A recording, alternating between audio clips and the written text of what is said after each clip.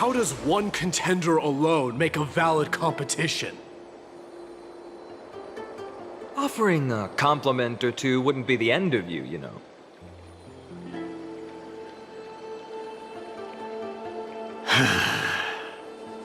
Haikas.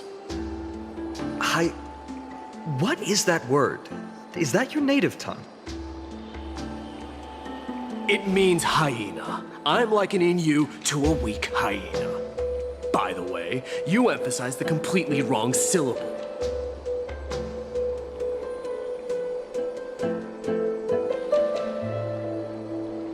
Though we've been acquainted for some time, I have rarely heard you talk in the ancient tongue of Kremnos.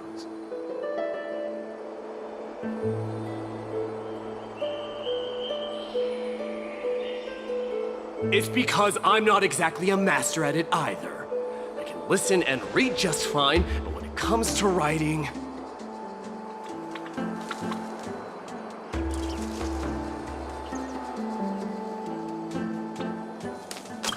You can write?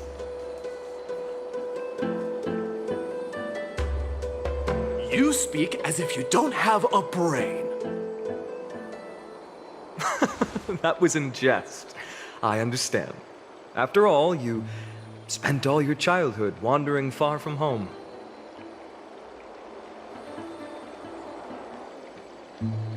Worry about yourself first, Deliverer. You also never mention your hometown, apart from when you need to introduce yourself.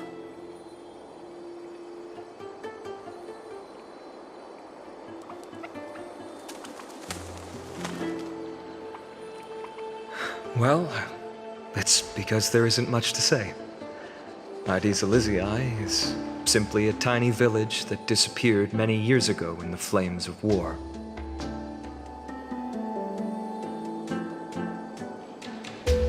The only times I get to see it are in my dreams, and in...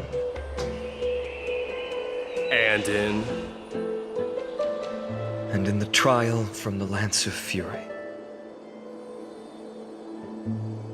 I knew it. Yes, I saw it all.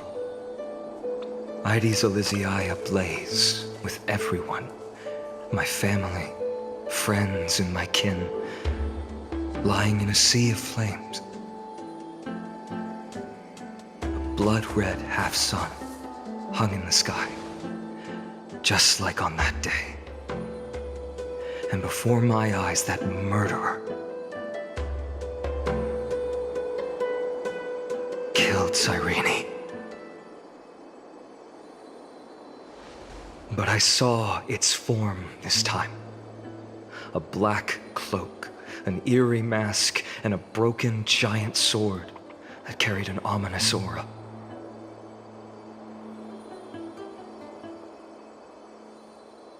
I fought it in the trial. But even though I've been fighting, improving, and resolutely getting stronger all this time, I still couldn't defeat it.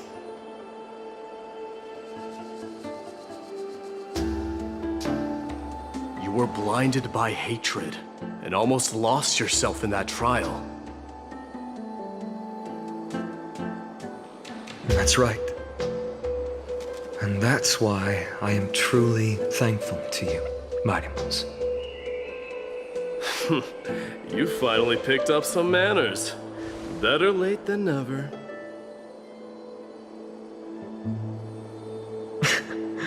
Then what about you, Mydei? What did you see in that trial? What do you fear? There is no word for fear in the Kremnoan language.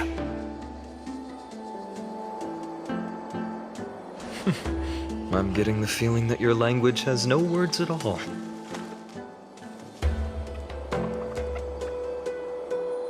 But to answer your question, I saw Akuma in the trial.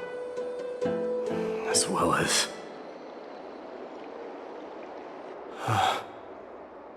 my old comrades.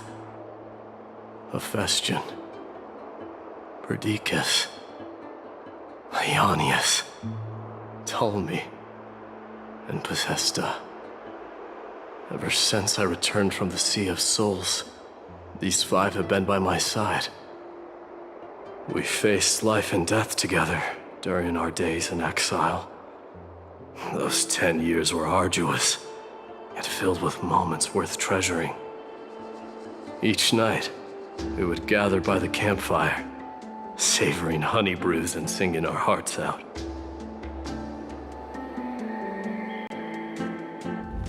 The wind in the wilds of Amphoreus smelled like rust. Phainon would always tease me about adding goat milk to the honey brew, claiming I ruined the blood-red color of the drink. He had a scrawny figure, but was a relentless force on the battlefield, dispatching foes without so much as a blink. Perdiccas was an expert in concocting medicines, delving into all those strange folk remedies. Leonius was a swift runner and our most reliable messenger. Ptolemy was a real bookworm, always spouting off in chapters and verses. When we left Kremnos, he made off with a stack of ancient tomes from the Grand Library. Not like it mattered, as my family owns the library. And then there was Possesta. He was the silent type, but a truly masterful musician.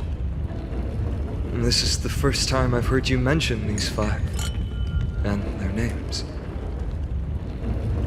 They died on the battlefield before the Kremnoan detachment managed to join Akuma.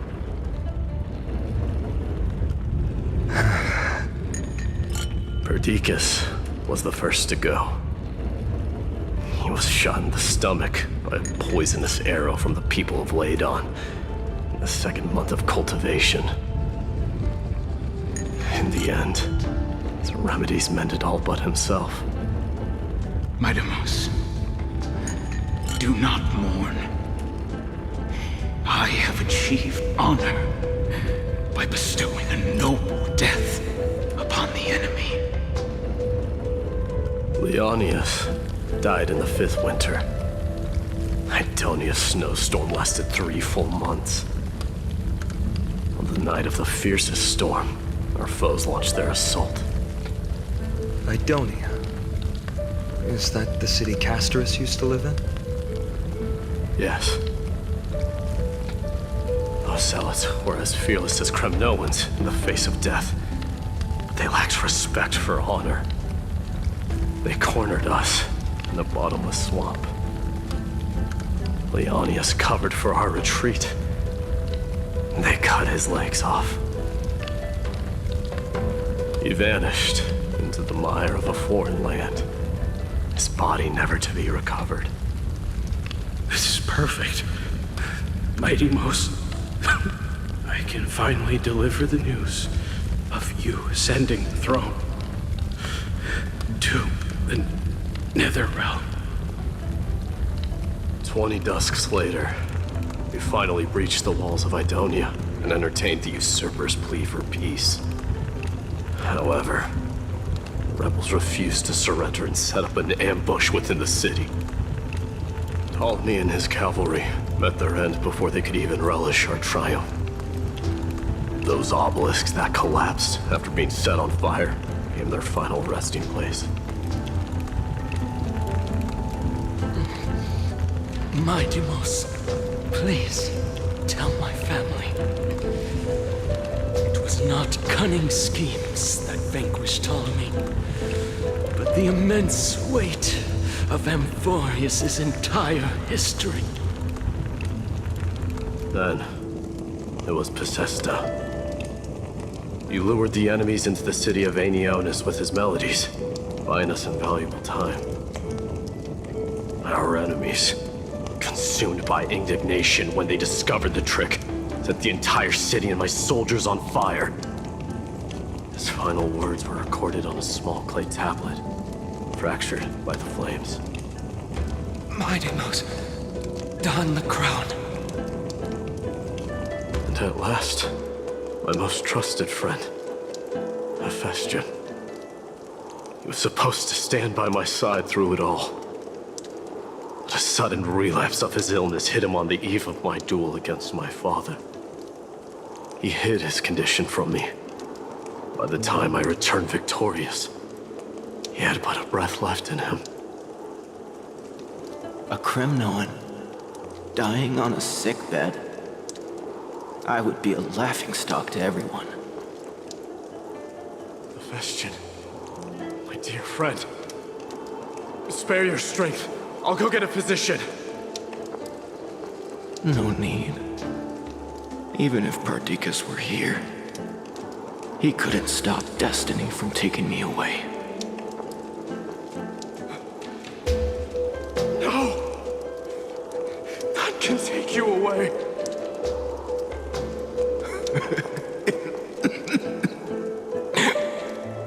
Mydei, our king, do not shed tears for me. It's not befitting of your status. Farewell, my dear friend.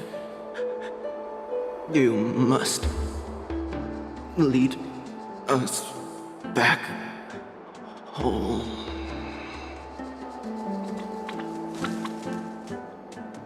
What a grave trial indeed. Now I understand why you see immortality as a defect, or even a curse.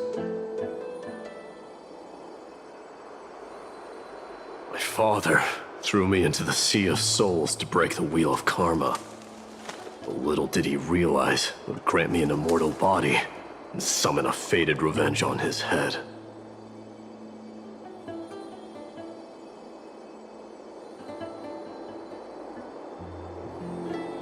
Following his demise, I considered leading my people back to our homeland. Kremnos had already turned it into a wasteland. Only darkness and insanity thrived there.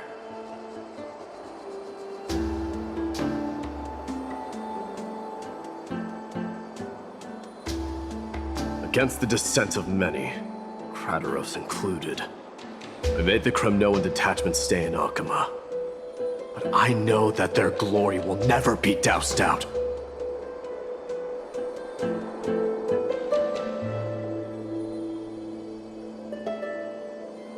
The instant of strife shall inevitably arrive. If you take over Nikedor, then you must begin the journey back to your homeland.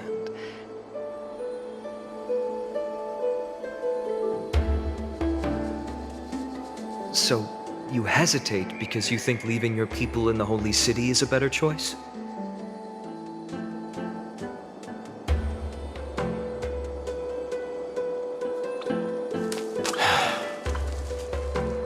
I don't know. But I have never been crowned. And those 5 were never endowed with any titles. None is aware of their glory. Your predicament is truly complicated. I don't know how I can give you any useful advice. Maybe you could seek counsel from more peoples, such as the Grand Craftsman.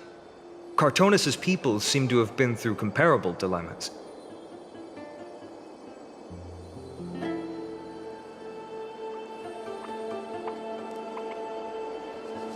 And that teacher of yours, Kratos? Dee, we've got a big problem! Big problem! Lady Tribby, what's making you so flustered?